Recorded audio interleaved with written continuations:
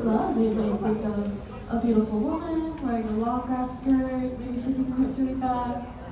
Is that what anybody here pictures when you hear hula? Yeah? Alright, but the longer you stay here, you might notice that somebody else keeps doing that dance. And it is not us. Does anybody have any ideas as to where this fast hip shaking dance comes from? Any guesses? Yes, it comes from Tahiti. It is not one, and it is not called hula. But, you know, Hollywood put in movies, Hollywood hula, so here we are. Hula is actually a type of dance where we use our hands to tell stories. So if you wouldn't mind freeing up your hands for just a bit, I'd like to start today's presentation with a little hand exercise. If I go a little wave, everybody's hands. Beautiful, thank you. All right, now, if you had to use your hands to show me emotion for a bird, how would you do so? Okay, I see some of this, some of this. Alright, now in hula you might see my dancers with their arms outstretched like this, and they're going to move their hands up and down to show motion for the bird. Yeah? Alright, let's try another one. If you had to show me emotion for a flower, how would you do so? Okay, I see some blooming. Maybe you are the flower, I like that too. Alright, now in hula you might see my dancers with their hands, palms facing down, and they're going to pinch and flip up to make it button.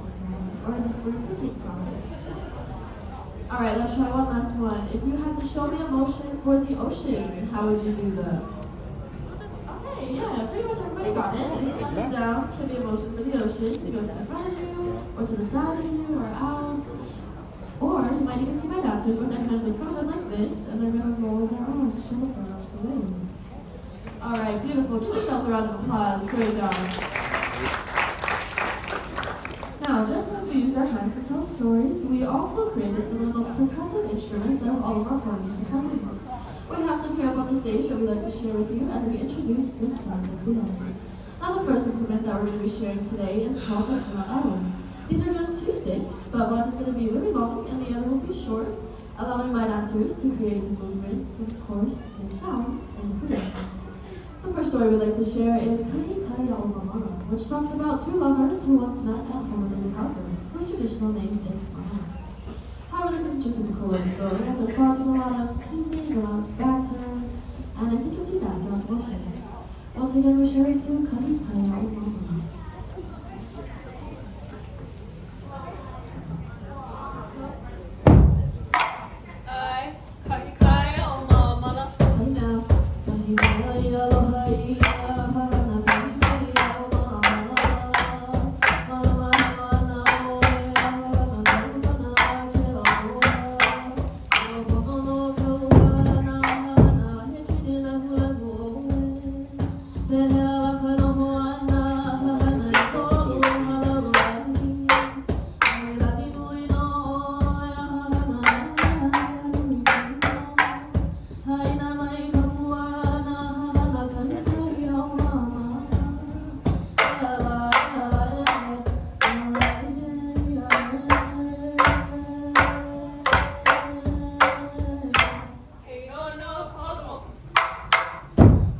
My lovely dancers.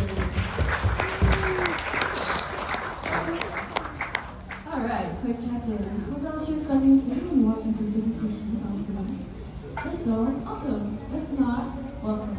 We'd like to share more about what hula means to us.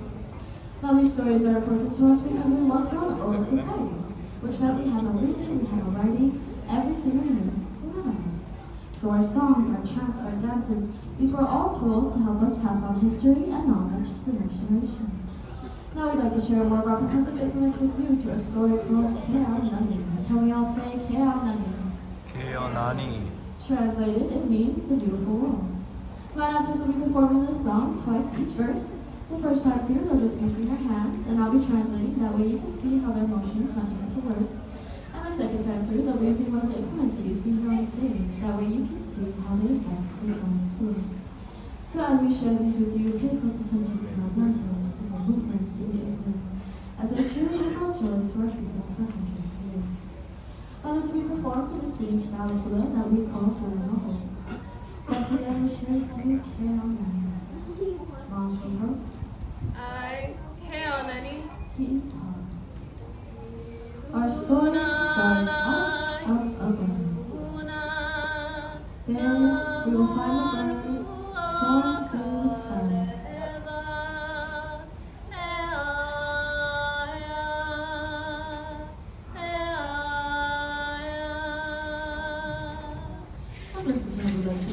is called Ingenuity, the featherboard rattle. The board comes from Colombia, which you can find growing on the 2 trees just outside of our house there. They're dried and hollowed out, filled with seeds, and topped with a feather decoration to remind us of stories and flight. Rather sounds can remind us of news wrestling in the wind. This is the unique sound of the wind.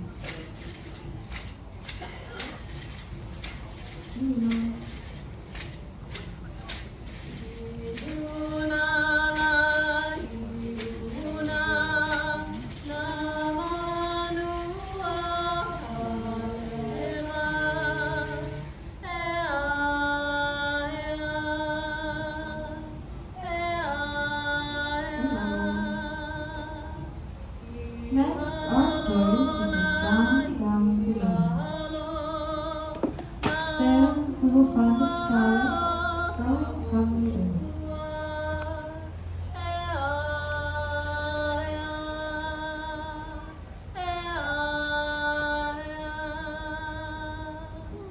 The next thing we'd like to share is called Ipurubuke Ore, or Ipu for short. This is another gourd, however this one grows on a vine, kind of similar to the pumpkin. It's dried and hollowed out, and the sound can be made by putting one in hand or on a paddle surface. Listen to the unique sound of the Ipurubuke.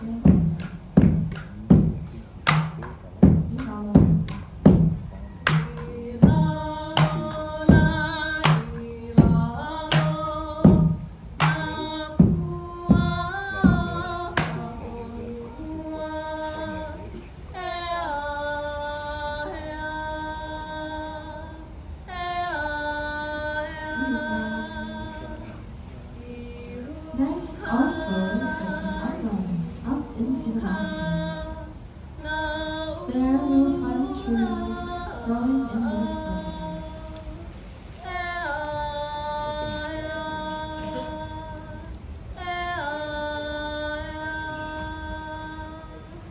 This implement is one that you've seen before. Once again, this is the kala'au. These are just 2 sticks, however this time they're smaller and equal in length. But we know that the heart of the word is the burning stone. The rhythms of the kala'au can remind us of trees growing in the forest. Listen to the sound of the kala'au. There you go.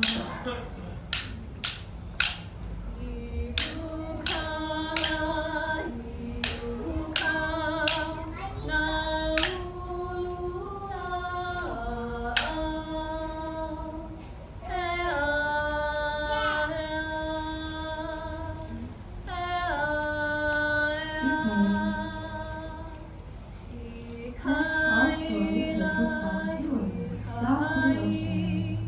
There, we will find the fish swimming through the water of the sea.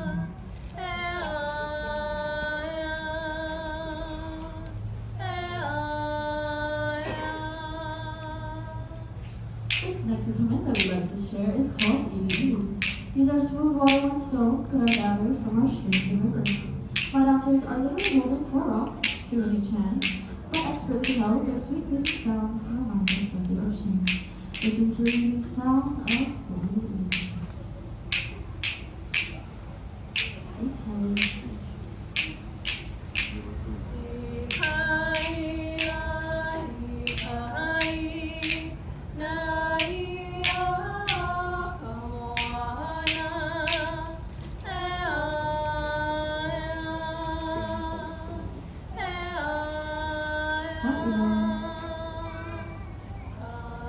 And so we share a theme of story. That is the story of this beautiful world.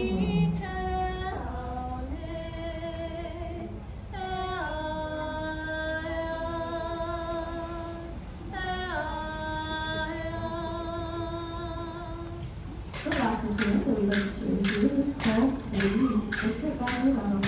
We take bamboo, we split one end, and the sound can be made by gently tapping it on any surface. The sound of the Tahiti can remind us of the gentle whispers of our people. Listen to the unique sound of the Tahiti. Lightning.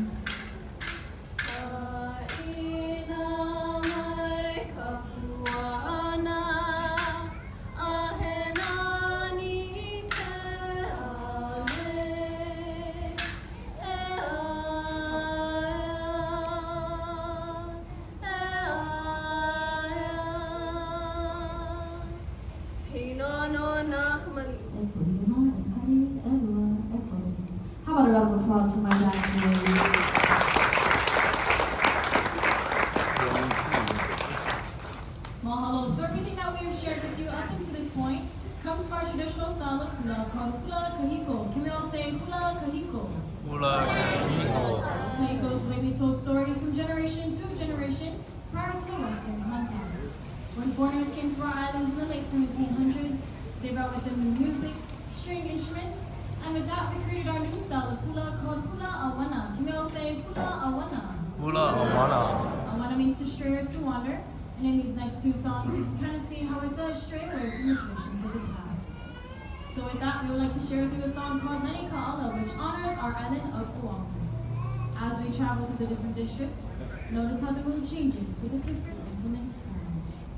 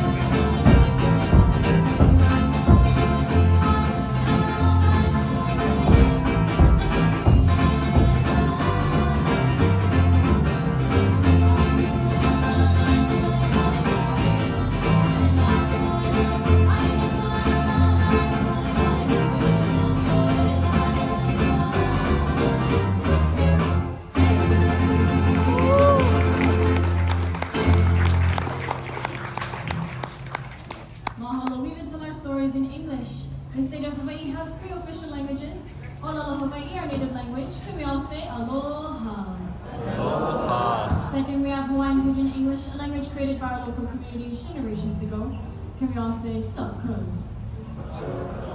And lastly, if you didn't know, we also speak English. Can we all say hi? Hi. Lastly, we'd like to perform for you a song called Pearly Shells. And if you know the words, feel free to sing along with us.